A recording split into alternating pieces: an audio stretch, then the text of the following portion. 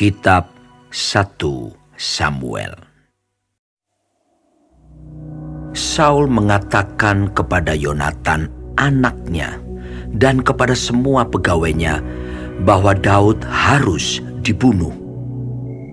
Tetapi Yonatan anak Saul sangat suka kepada Daud, sehingga Yonatan memberitahukan kepada Daud, "Ayahku Saul berikhtiar untuk membunuh engkau. Oleh sebab itu, hati-hatilah besok pagi. Duduklah di suatu tempat perlindungan dan bersembunyilah di sana. Aku akan keluar dan berdiri di sisi ayahku di padang tempatmu itu.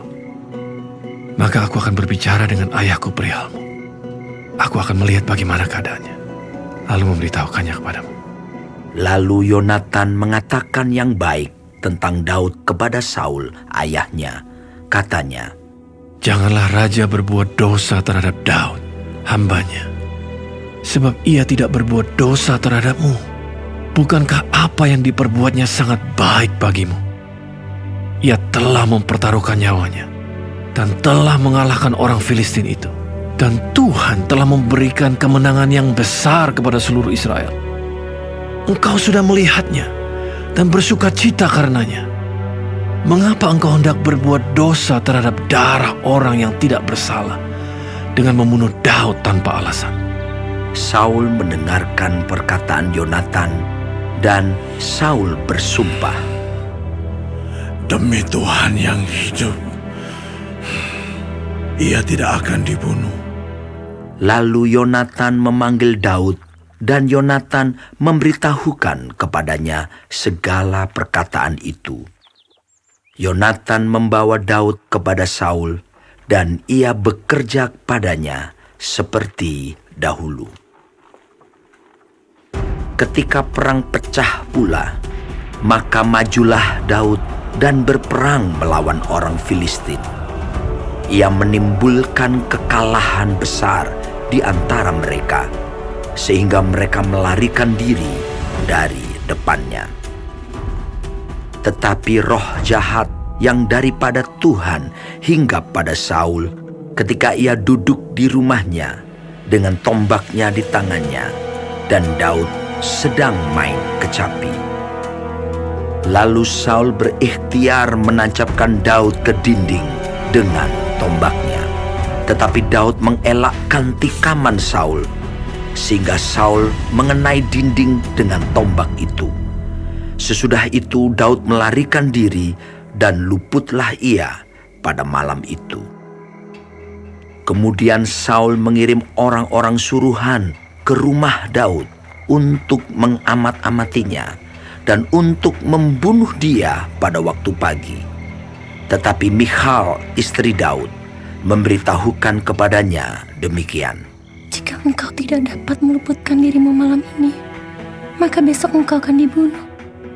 Lalu Michal menurunkan Daud dari jendela.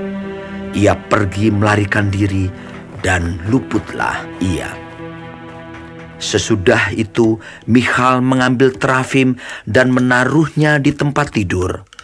Ditaruhnya sehelai tenunan bulu kambing di bagian kepala dan ditutupinya dengan selimut. Lalu Saul mengirim orang-orang suruhan untuk mengambil Daud, tetapi perempuan itu berkata, "Ia sakit." Sesudah itu Saul mengirim orang-orang suruhan itu untuk melihat Daud. Katanya, "Bawalah dia di atas tempat tidur itu kemari, supaya ia dibunuh." Lalu masuklah para suruhan itu ke dalam, dan tampaklah ada terafim di tempat tidur dengan sehelai tenunan bulu kambing di bagian kepala. Berkatalah Saul kepada Michal, "Mengapa engkau menipu aku demikian itu, dan melepas musuhku pergi sehingga ia luput?" Tetapi jawab Michal kepada Saul, Ia berkata kepadaku, "Biarkanlah aku pergi. Apa perlunya aku membunuh engkau?" Setelah Daud melarikan diri dan luput, sampailah ia kepada Samuel di Rama dan memberitahukan kepadanya segala yang dilakukan Saul kepadanya. Kemudian pergilah ia bersama-sama dengan Samuel dan tinggallah mereka di Nayot. Ketika diberitahukan kepada Saul demikian, Ketahuilah, Daud ada di Nayot dekat Rama. maka Saul mengirim orang-orang suruhan untuk mengambil Daud. Tetapi orang-orang ini melihat sekumpulan nabi kepenuhan dengan dikepalai oleh Samuel. Dan roh Allah hinggap pada orang-orang suruhan Saul, sehingga mereka pun kepenuhan seperti nabi. Lalu hal itu diberitahukan kepada Saul. Ia mengirim orang-orang suruhan yang lain, tetapi orang-orang itu pun juga kepenuhan seperti nabi.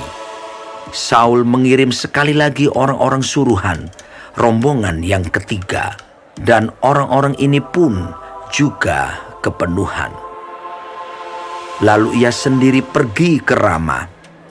Sesampainya ke dekat perigi besar yang di Sekhu, bertanyalah ia, katanya, Di mana Samuel dan Daud? jawab orang. Ada di Nayot, dekat Rama. Lalu pergilah ia ke sana, ke Nayot, dekat Rama. Dan pada dia pun hinggaplah roh Allah. Dan selama ia melanjutkan perjalanannya, ia kepenuhan seperti nabi, hingga ia sampai ke Nayot dekat Rama. Ia pun menanggalkan pakaiannya, dan ia pun juga kepenuhan di depan Samuel. Ia rebah terhantar dengan telanjang sehari-harian dan semalam-malaman itu.